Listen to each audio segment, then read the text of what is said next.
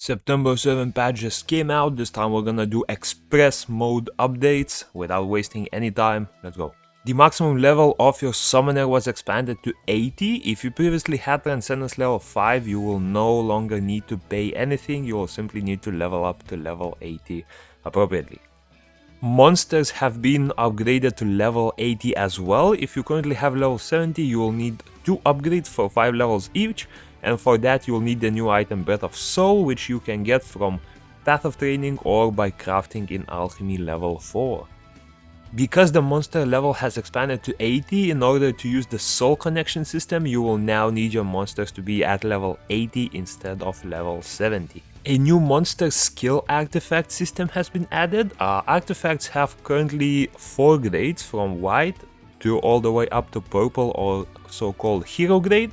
Hero and rare grade artifacts have various skill effects that you can see here on the screen, while the green and white tier ones only boost your stats such as attack, defense, HP, and so on.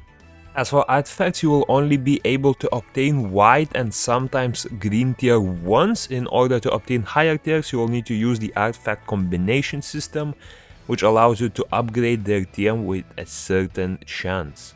Really big raid changes are happening. So first of all, hero raids have been released. You can see the schedule of these raids just below.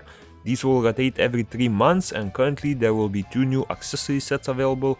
One of them will provide you with immunity at the start of the battle, while the other one will give you increased cooldowns if you root or sleep your enemy. Since this is a new raid type, you will get a new raid shop as well, so you can buy these accessories, all 4 types of them, for 600 coins that are dropped in the raid, as well as you can buy some extra items such as magic resource boosters, brilliant magic resource boxes, or even artifact shards. And for the mythic accessories, you can see the exact effects here. So all of them will have a 5% boost to your mana regen. They will have decreased damage for your monsters and summoners by 6.5%. And the separate sets can be seen here. So immunity for 8 seconds and 5 seconds once the season ends, as well as increase target skill cooldowns by 1 second or half a second once the season ends.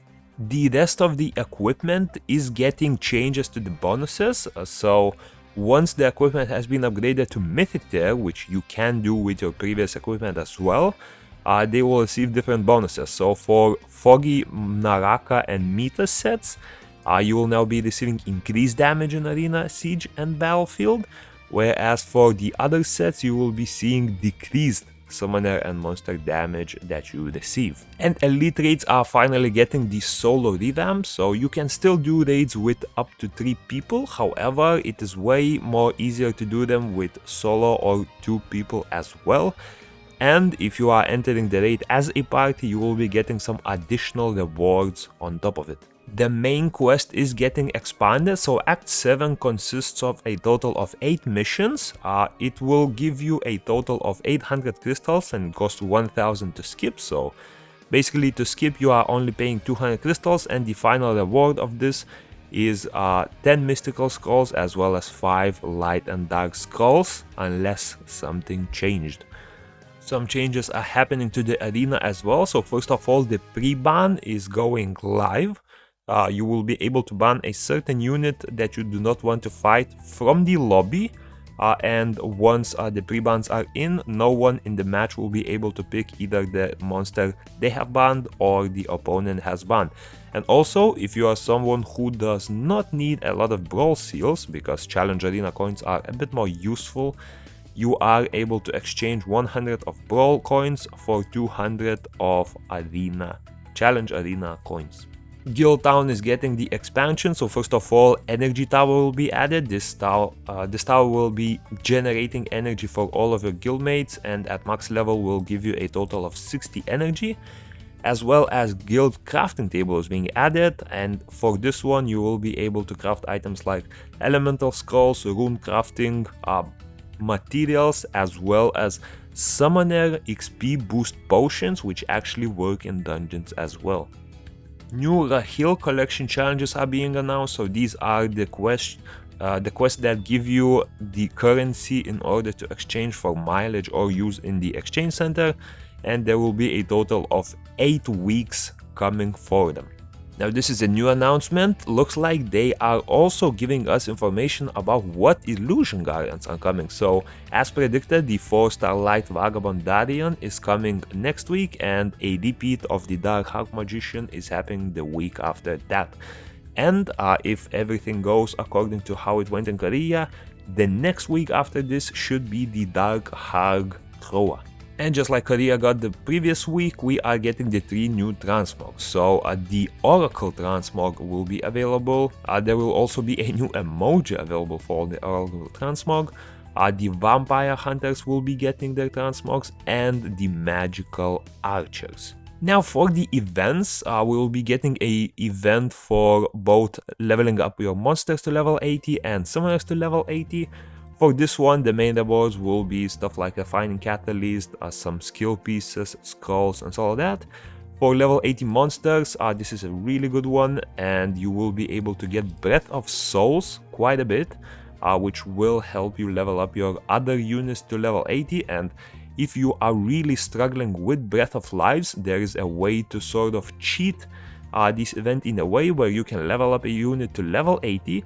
It will count you for event, then you can reset it and level it up to level 80 again.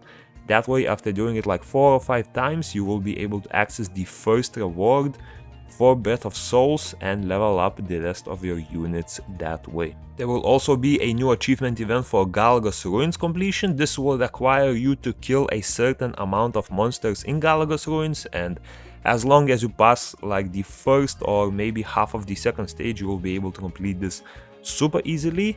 Another event is Plenty of Mystical Summons, which requires you to summon 150 Mystical Skulls in order to receive 12 Mystical Skulls as well as a Legendary Scroll as rewards. And lastly, the Arena Surprise Wheel, which requires you to use Challenge Arena and Brawl Arena in order to spin the wheel and win rewards like 200 crystals or 6 Mystical Scrolls. Now some miscellaneous changes. So the monster book skill point system is getting changed a bit. This is the recent system that allowed you to get some extra skill points based on the amount of nat 5s you have, and instead of costing 500,000 gold to reset, it is now requiring you to use a special item called Tarn Wind Leaf, and this one can be purchased from the Brawl Arena for 500 Brawl coins. Now for everyone who does not have the Summoner Pass, the way to obtain mileage is getting way easier. So instead of watching 10 ads, you will only need to do it twice a day, and you will be receiving 15 mileage instead of 3 at once. And the last important for this patch note is that another outfit called the Purest Wow will finally be available to craft in the dress room. That's about it. Oh, by the way, keep in mind, it does not apply to Solera for whatever reason. But yeah, that's about it for the patch notes this week. Next week, we will be seeing the Korean patch note with new stuff like the World Boss, presumably, as well as other changes. And yeah, peace.